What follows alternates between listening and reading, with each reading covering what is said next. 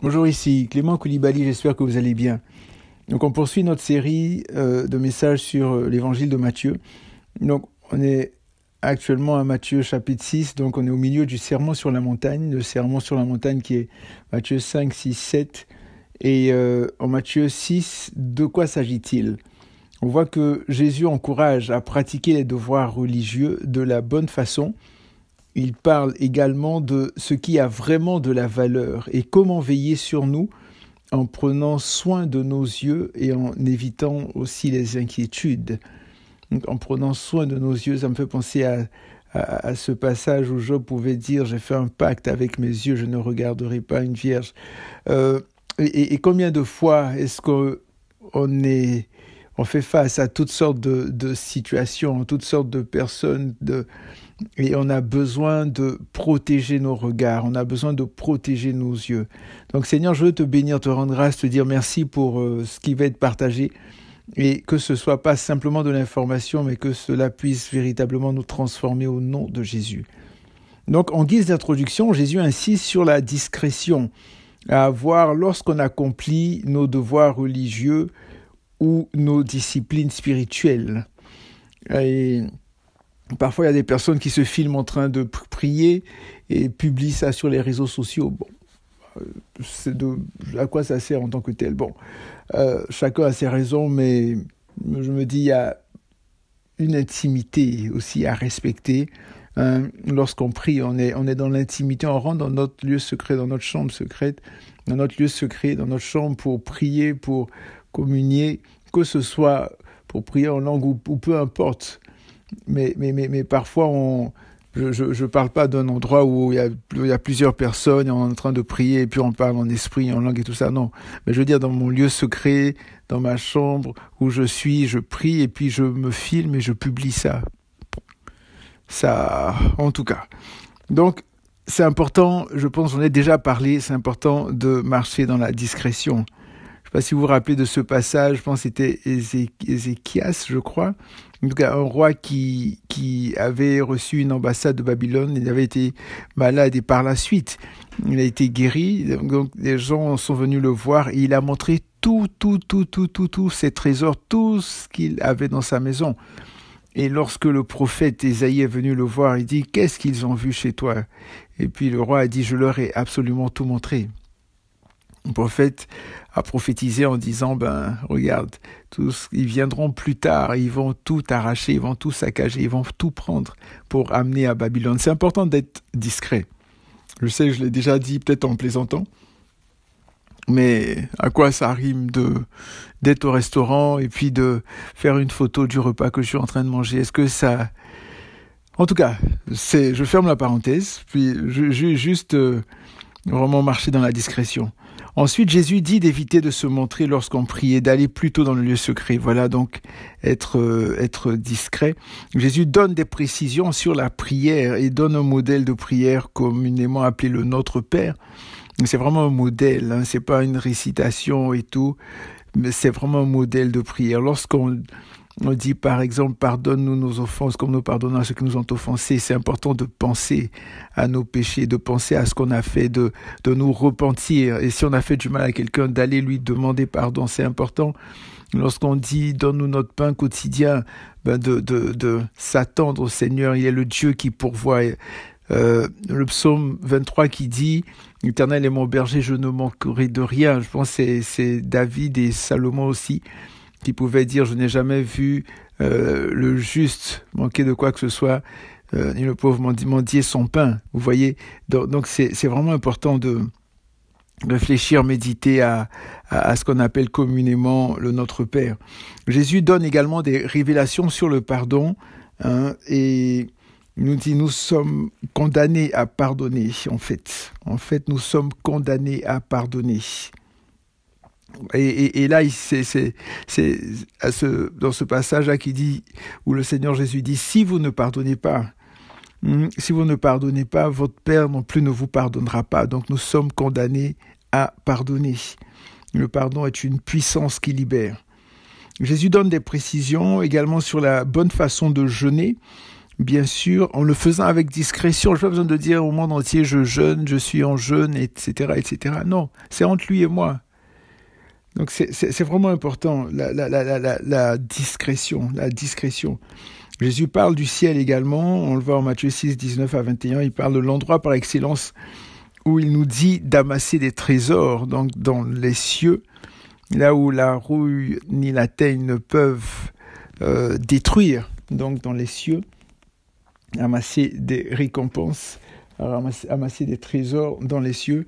Et Jésus nous dit qu'étant donné que l'œil est la lampe du corps, il est important de l'avoir en bon état, sinon nous serons dans les ténèbres. Et comment mettre notre œil en mauvais état? Mais c'est en regardant de mauvaises choses, en se nourrissant de mauvaises choses, en regardant des choses vaines. Et c'est important de couper certaines choses dans nos vies, de couper certains réseaux sociaux, de couper pour éviter la tentation, pour éviter d'être souillé par de mauvaises choses. Et ensuite, Jésus nous dit de prendre clairement position entre les choses de Dieu et les choses du monde. C'est en Matthieu 6, 24, où le Seigneur nous dit « Nul ne peut servir deux maîtres, car où il haïra l'un et aimera l'autre, où il s'attachera à l'un et méprisera l'autre. Vous ne pouvez servir Dieu et Mammon. » Dieu et Mammon. Et Mammon qui est ce nom-là de... Comment dirais-je, c'est ça, qui signifie l'argent en tant que tel. Dieu, argent. Oui, on a besoin d'argent, mais il est dit que l'amour de l'argent est ce qui va nous faire tomber. On a besoin véritablement, oui, on a besoin d'argent pour fonctionner, mais on n'a pas besoin de devenir esclave de l'argent. On a vraiment besoin de faire attention, de garder nos têtes sur les épaules. Voici une définition de mammon. Ici, on nous parle de mammon, qui est la possession, le gain, la richesse. Et ce mot est devenu un nom propre, en fait, qui personnifie la richesse et la possession. Donc, qui est le plus souvent défavorable et injuste. Et finalement, Jésus, par différentes comparaisons, nous parle de ce qui est vraiment important, la vie et le corps, et nous dit de ne pas nous inquiéter à propos de la nourriture et du vêtement. Donc vous voyez, c'est un peu ça le parcours de Matthieu 6. On va un petit peu mettre le zoom, mettre l'emphase sur Jésus, le Dieu des récompenses. Jésus, celui qui récompense. On va prendre dès le début Matthieu 6, voici ce qui est dit. Matthieu 6, gardez-vous de pratiquer votre justice. Donc, la justice, donc vos devoirs religieux. Donc, la justice, c'est les aumônes, la prière et le jeûne. Gardez-vous de pratiquer votre justice. Donc, ce qui est juste aux yeux de Dieu, en fait. Donc, la pratique des œuvres religieuses chez les Juifs. On parle de l'aumône, de la prière, du jeûne. Donc, en fait, c'est ça la justice. Gardez-vous. Pourquoi est-ce qu'il faut se garder de pratiquer sa justice devant les hommes pour en être vu? Et dit autrement, vous n'aurez pas de récompense auprès de votre Père qui est dans les cieux. Ça veut dire que Dieu récompense. Dieu est celui qui récompense. Dieu aime la discrétion. Dieu récompense. Quand on le fait, quand par exemple on fait nos devoirs religieux, on n'a pas besoin de les faire pour être vu. On n'a pas besoin de le faire pour être acclamé, pour être célébré par les hommes. Absolument pas. Encore une fois, la discrétion, et il dit, si vous le faites, vous n'aurez pas de récompense auprès de votre Père. Et là, il développe un peu plus. Il dit, quand donc tu fais l'aumône, donc l'aumône, donc un don que tu fais à quelqu'un qui est pauvre, quelqu'un qui est dans le besoin, une offrande, c'est quelque chose que tu fais à quelqu'un qui peut s'acheter des choses et tout, mais l'aumône, donc à quelqu'un qui est dans le besoin, qui ne peut pas, qui a un indigent, quelqu'un qui a du mal à prendre soin de lui-même ou à satisfaire à ses besoins, j'allais dire primaires ou basiques. Il dit, quand tu fais l'aumône, ne sonne pas de la trompette devant toi comme font les hypocrites dans les synagogues et dans les rues afin d'être glorifiés par les hommes. Et vous voyez, ça me fait penser à certaines scènes qu'on voyait il y a quelque temps où on dit, ok, qui va donner 10 000, 5 000, 10 000, ok, qui donne je parle en francs CFA, hein, qui donne 50 000, la personne se lève et vient donner. Qui donne 100 000, la personne se lève et vient donner. Qui donne 500 000, 1 million. Ok, celui qui donne 1 million, je vais aller prier chez lui. Celui qui donne tant, le prophète, le serviteur de Dieu va aller prier. Vous savez, c'est du n'importe quoi. C'est vraiment du n'importe quoi. Et on a vraiment besoin d'avoir le discernement. Et si on se trouve dans les assemblées ou dans des endroits où il y a ce genre de choses-là, il faut le décrier ou bien il faut prendre ses jambes à son cou et partir. C'est pas normal, c'est de l'escroquerie. Et souvent, vous allez voir que ceux qu'on appelle malheureusement aujourd'hui, à tort et à travers, hommes de Dieu, c'est parfois des personnes qui vont dépouiller leurs frères et sœurs, dépouiller les gens qui n'ont même pas de quoi manger par toutes sortes de manipulations et tout. On peut même dire, même si tu n'as rien, va t'endetter et puis tu viens pour donner une offrande et puis tu vas voir, Dieu va te bénir. Donc vraiment, soyons vigilants, faisons attention. Donc ici, c'est un peu la même histoire. Je fais l'aumône et puis là, je sonne de la trompette et pour me faire remarquer, regardez ce que je donne. Faisons attention. En vérité, je vous le dis, ceux qui font ça, ils ont déjà reçu leur récompense. Il dit, mais quand tu fais l'aumône, donc la bonne façon, donc encore une fois, Dieu recadre. La dernière fois, on a vu que Dieu recadrait. Il disait, vous avez entendu ceci, mais moi, je vous dis cela. Et là, c'est un peu la même idée, hein. Et c'est en ce sens-là que la parole de Dieu est extraordinaire. Elle vient nous recadrer, elle vient nous aligner sur les principes de Dieu. Et il dit, mais quand tu fais l'aumône, est-ce que tu fais l'aumône même? C'est important de faire l'aumône. C'est important d'être généreux, c'est important d'essayer de faire du bien, pas d'essayer de faire du bien à ceux qui sont dans le besoin. Je me rappelle, ma mère disait, s'il y en a pour un, il y en a pour deux. Donc, ne pas être égoïste, de partager. Il dit, quand tu fais l'aumône, que ta main gauche ne sache pas ce que fait ta main droite, afin que ton aumône se fasse en secret, et ton Père qui voit dans le secret te le rendra. Qu'est-ce que ça signifie? Que ta main gauche ne sache pas ce que fait ta main droite. Autrement dit, ça veut dire quoi? Ça veut dire que ta main, c'est comme si ta main était vivante, ta main bouge. Là, oui, nos mains bougent, on peut les bouger, elles sont vivantes. Il dit, mais que ta main gauche ne sache pas ce que fait ta main droite. Je peux aller plus loin pour dire que ta main a une certaine intelligence. Tout ce que Dieu a mis en nous a une certaine intelligence, réagit d'une certaine façon.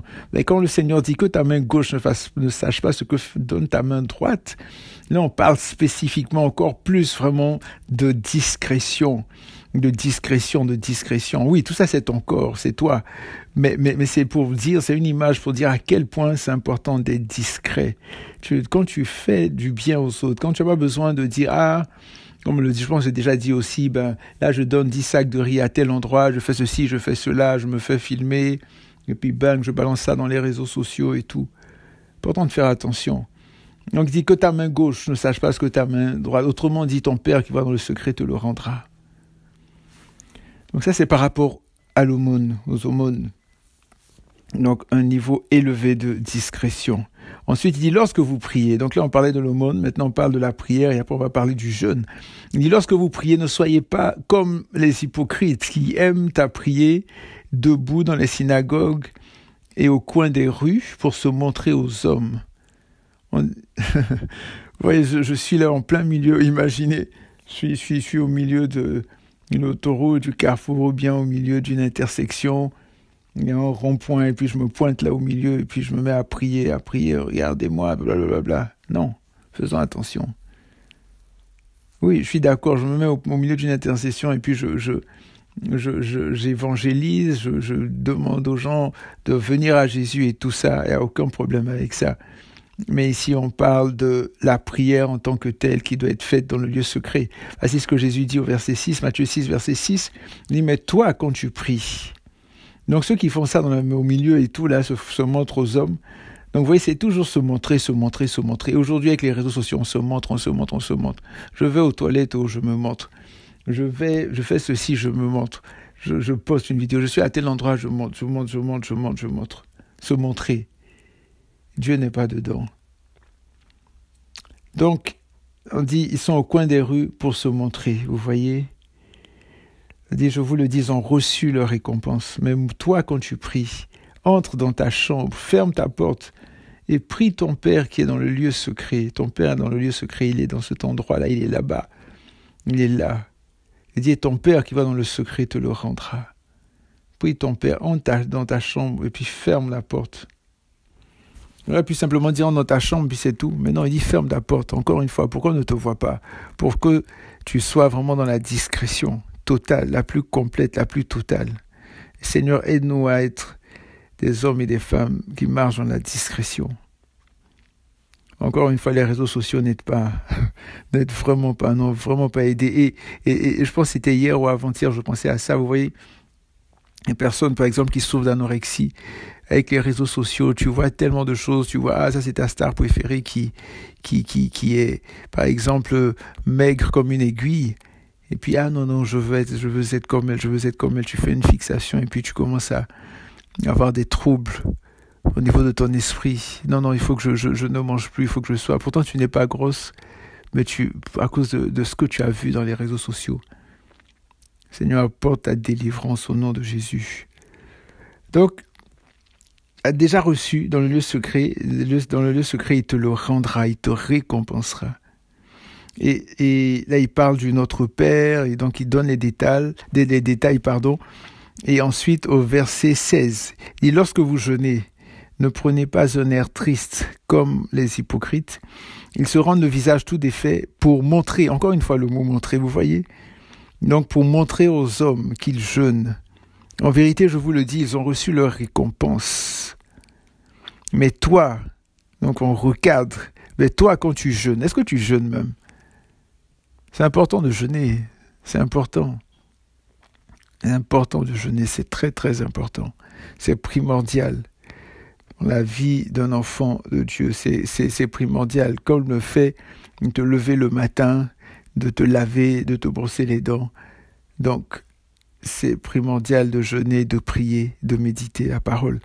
Donc le Seigneur Jésus, mais toi quand tu jeûnes, il n'a pas dit, mais toi si tu jeûnes, oui, si tu veux jeûner ou pas.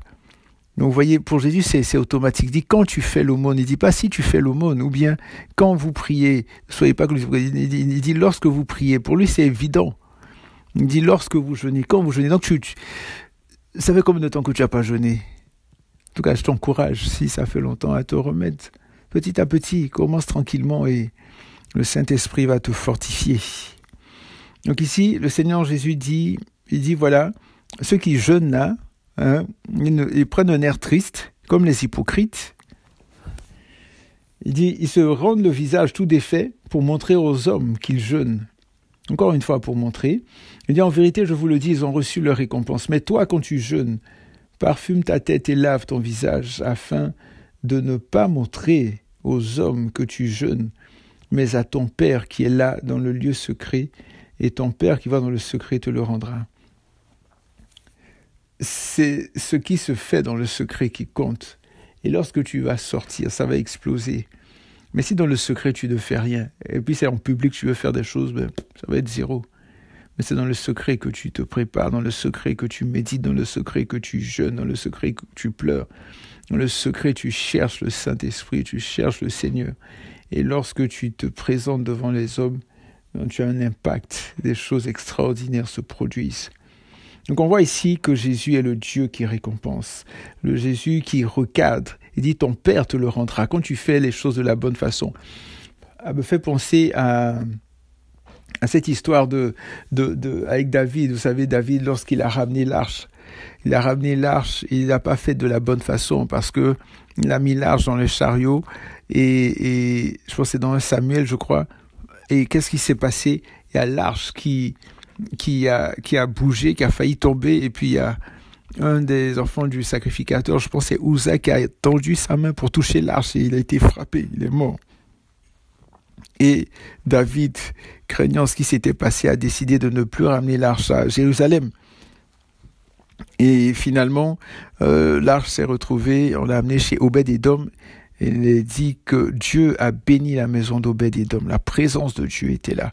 Et lorsque David a entendu cela, il a décidé de ramener l'arche. Et là, il a fait toute une célébration. Et là, il a maintenant déplacé l'arche de la bonne façon, pas sur un chariot, mais il y avait 4 personnes qui portaient l'arche donc avec une barre qui rentrait dans des anneaux, et ça a été la bonne façon, et c'est là que David dansait, on dit qu'il dansait nu. Non, il s'est dévêtu, peut-être qu'il était torse nu et tout, mais c'était pas tout nu, non, mais David était heureux, joyeux, et c'est là que Michal, la fille de Saül, la femme de David, l'avait méprisé. Donc vous voyez, c'est important de faire les choses de la bonne façon, et c'est seulement la parole de Dieu. Oui, nos parents peuvent nous donner une certaine éducation, on peut apprendre certaines choses et tout, mais c'est véritablement le Saint-Esprit, c'est véritablement la parole de Dieu, c'est véritablement le Seigneur Jésus qui nous recadre, qui nous montre comment faire des choses de la bonne façon. C'est lui qui nous apprend à être de bons parents, c'est lui qui nous apprend à être de bons maris, de bonnes épouses, de bons enfants, il nous apprend à être de bons étudiants. On a vraiment, vraiment besoin de Jésus. Alléluia.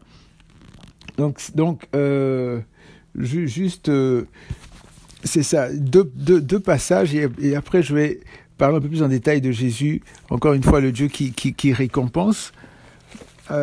Ici, regardez, il y a ce passage-là, dans Hébreux 11:6, le Seigneur Jésus qui dit, passage que vous connaissez certainement, « Or sans la foi, il est impossible de lui plaire.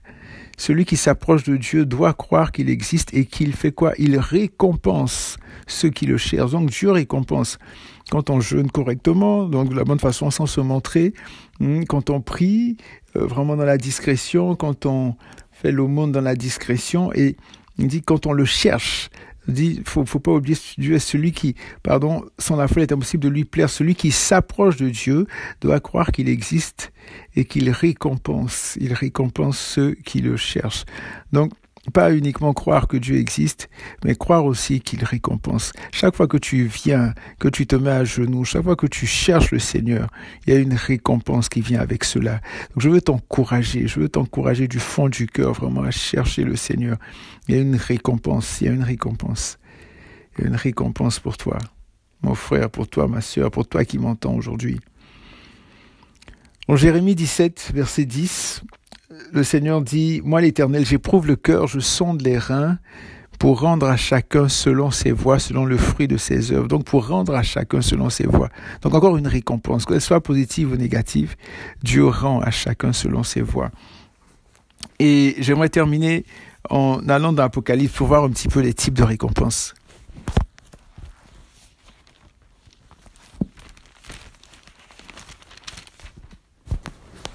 Donc, dans Apocalypse 2 et 3, je ne vais pas lire toutes les lettres, donc c'est les lettres aux sept églises. Donc, regardez ce qui est dit à l'église d'Éphèse, à la fin complètement. Je vais donner la référence. Apocalypse 2, verset 2. Le Seigneur Jésus dit, voici la récompense, il dit, le vainqueur ne sera point touché par la seconde mort. Ça, c'est une récompense extraordinaire. La seconde mort. Il n'y a pas longtemps, j'ai fait une étude sur la seconde mort, c'est terrible. La seconde mort. En tout cas, faisons tout pour éviter ça. La seconde mort. Mais le Seigneur dit ici le vainqueur. Voici la récompense qu'il aura. Il ne sera point touché par la seconde mort. Donc je vous encourage à lire, c'est vraiment pas long, à lire ce qui précède, donc les 7 lettres, chapitre 2, Matthieu, Apocalypse 2 et Apocalypse 3.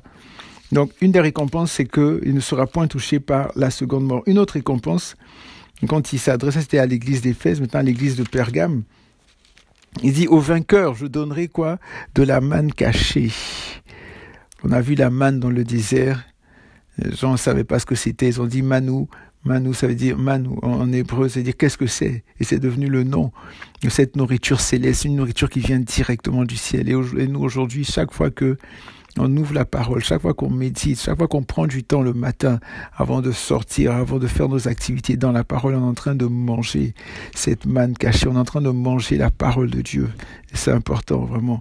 Il dit au vainqueur, je donnerai de la manne cachée. Et c'est vraiment quelque chose d'extraordinaire. Encore plus même que ce que je suis en train de dire. De la manne cachée et un caillou blanc. Sur ce caillou est écrit un nom nouveau que personne ne connaît sinon celui qui le reçoit. Un caillou blanc. Qu'est-ce que ça signifie? Il dit un caillou blanc. Regardez, on va voir quelque chose dans Acte 26, verset 10. Acte 26, verset 10. Acte 26, verset 10. C'est Paul qui faisait son discours devant le roi Agrippa. Et au verset 10, Il dit, c'est ce que j'ai fait à Jérusalem. J'ai moi-même enfermé dans les prisons beaucoup de saints après en avoir reçu le pouvoir des principaux sacrificateurs. Et quand on voulait les faire mourir, j'apportais mon suffrage. C'est quoi ça, j'apportais mon suffrage? En fait, le terme suffrage, ici, j'apportais ma pierre, j'apportais mon caillou. Donc les gens votaient avec des cailloux, vous voyez, non, des pierres. Et ils les mettaient. Et on regardait le nombre de pierres qu'il y avait. Et c'est comme ça qu'on votait. Et là, lorsque Jésus parle de je lui donnerai un caillou. Sur ce caillou est écrit un nom nouveau. C'est un caillou donc qui vient et qui te donne l'approbation de Dieu. Et c'est une pierre qui dit oui, Jésus qui est la pierre principale, qui est la pierre de l'angle. Il dit je te donne cette pierre, je te donne ce caillou. Un caillou. Et sur ce caillou est écrit un nom nouveau que personne ne connaît, sinon celui qui le reçoit. Donc c'est une autre récompense.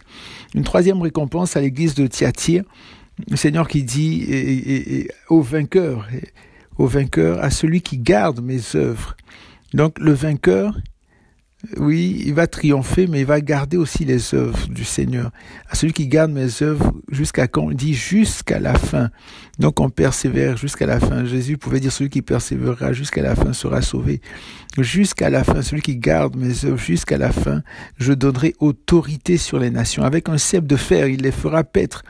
Comme on brise les vases d'argile, ainsi que j'en ai reçu moi-même le pouvoir de mon Père, et je lui donnerai l'étoile du matin qui est notre Seigneur et Sauveur Jésus-Christ lui-même. Alléluia. Donc vous voyez, on a une autre récompense ici. Donc autorité sur les nations. C'est extraordinaire. Une autre récompense, c'est dans Apocalypse 3. Et maintenant, avant c'était Apocalypse 2, verset 26. Apocalypse 3 au verset 5. Donc, le Seigneur parle ici à l'église de Sardes, mais il dit au vainqueur, le vainqueur se vêtira de vêtements blancs. Et on aura tous des robes blanches lorsqu'on sera au ciel. Il dit le vainqueur se vêtira de vêtements blancs. Je n'effacerai pas son nom du livre de vie, et je confesserai son nom devant mon Père et devant ses anges. Extraordinaire. Le Seigneur Jésus n'a pas effacé le nom du vainqueur du livre de vie, un livre de vie. Ton nom est-il écrit dans le livre de vie? À travers Jésus, grâce à Jésus, grâce au sang de Jésus, tu reconnais Jésus comme ton Seigneur et Sauveur personnel.